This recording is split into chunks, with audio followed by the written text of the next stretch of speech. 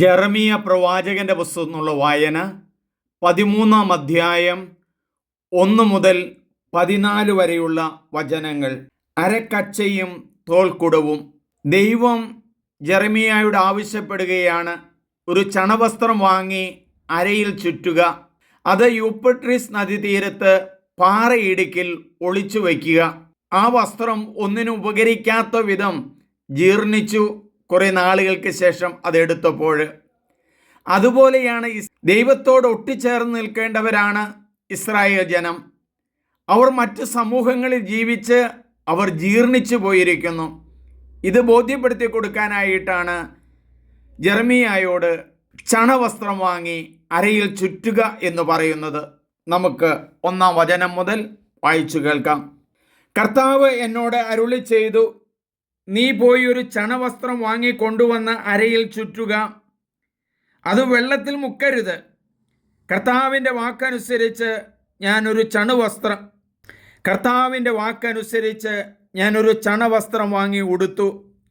കർത്താവ് വീണ്ടും എന്നോട് അരുളി ചെയ്തു, നീ വാങ്ങി ഉടുത്ത വസ്ത്രം യൂഫ്രട്ടീസ് നദീതീരത്ത് കൊണ്ടുപോയി അവിടെ ഒരു പാറയിടുക്കിൽ ഒളിച്ചു വയ്ക്കുക. കർത്താവ് കൽപ്പിച്ചതനുസരിച്ച് ഞാൻ അത് യൂഫ്രട്ടീസ് നദീതീരത്ത് ഒളിച്ചു വെച്ചു. അനേകം ദിവസങ്ങൾക്കു ശേഷം കർത്താവ് എന്നോട് അരുളി ചെയ്തു, നീ യൂഫ്രട്ടീസ് തീരത്ത് ചെന്ന് എൻ്റെ കൽപ്പന പ്രകാരം ഒളിച്ചു വച്ചിരിക്കുന്ന അരക്കച്ച അവിടെ നിന്ന് എടുക്കുക. ഞാൻ അവിടെ ചെന്ന് അരക്കച്ച ഒളിച്ചു വച്ചിരുന്ന സ്ഥലം കുഴിച്ച് അത് പുറത്തെടുത്തു.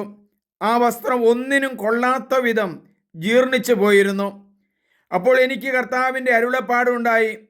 കർത്താവ് അരുളി ചെയ്യുന്നു, യൂദായുടെ അഹങ്കാരത്തെയും ജെറുസലേമിൻ്റെ അഹങ്കാരത്തെയും ഞാൻ ഇതേ വിധം നശിപ്പിക്കും. എൻ്റെ വാക്ക് കേൾക്കാതെ തന്നിഷ്ടപ്രകാരം നടക്കുകയും അന്യദേവന്മാരുടെ പിറകെ പോയി അവരെ സേവിക്കുകയും ആരാധിക്കുകയും ചെയ്ത ഈ ദുഷ്ടജനത ഒന്നിനും കൊള്ളാത്ത ഈ അരക്കച്ച പോലെ ആയിത്തീരും. അരക്കച്ച അരയോട് ചേർന്നിരിക്കുന്നത് പോലെ ഇസ്രായേൽ ഭവനവും യൂദാ ഭവനവും എന്നോട് ചേർന്നിരിക്കണമെന്ന് ഞാൻ ആഗ്രഹിച്ചു. അത് അവർ എൻ്റെ ജനവും കീർത്തിയും അഭിമാനവും മഹത്വവുമായി നിലകൊള്ളേണ്ടതായിരുന്നു. എന്നാൽ അവർ അത് കൂട്ടാക്കിയില്ല. കർത്താവ് അരുളി ചെയ്യുന്നു, നീ അവരോട് പറയണം, ഇസ്രായേലിൻ്റെ ദൈവമായ കർത്താവ് അരുളി ചെയ്യുന്നു, എല്ലാ ഭരണികളിലും വീഞ്ഞ് നിറയ്ക്കുക. അവർ നിന്നോട് ചോദിക്കും, എല്ലാ ഭരണികളിലും വീഞ്ഞ് നിറയ്ക്കുമെന്ന് ഞങ്ങൾക്ക് നന്നായി അറിയാവുന്നതല്ലേ? അപ്പോൾ നീ അവരോട് പറയണം, കർത്താവ് അരുളി ചെയ്യുന്നു, ഈ ദേശവാസികളെ ദാവീദിൻ്റെ സിംഹാസനത്തിലിരിക്കുന്ന രാജാക്കന്മാരെയും പുരോഹിതന്മാരെയും പ്രവാചകന്മാരെയും ജെറൂസലേം നിവാസികളെയും ഞാൻ ലഹരി കൊണ്ട് നിറയ്ക്കും. എന്നിട്ട് ഒരുവനെ എടുത്ത് മറ്റൊരുവൻ്റെ മേൽ അടിക്കും. പിതാക്കന്മാരെയും മക്കളെയും ഒന്നുപോലെ ഞാൻ ആരോടും കരുണ കാണിക്കുകയില്ല. ഒരുവനെയും വെറുതെ വിടുകയില്ല. എല്ലാവരെയും നിർദ്ദയം നശിപ്പിക്കും. കർത്താവ് അരുളി ചെയ്യുന്നു. നമുക്ക് പ്രാർത്ഥിക്കാം.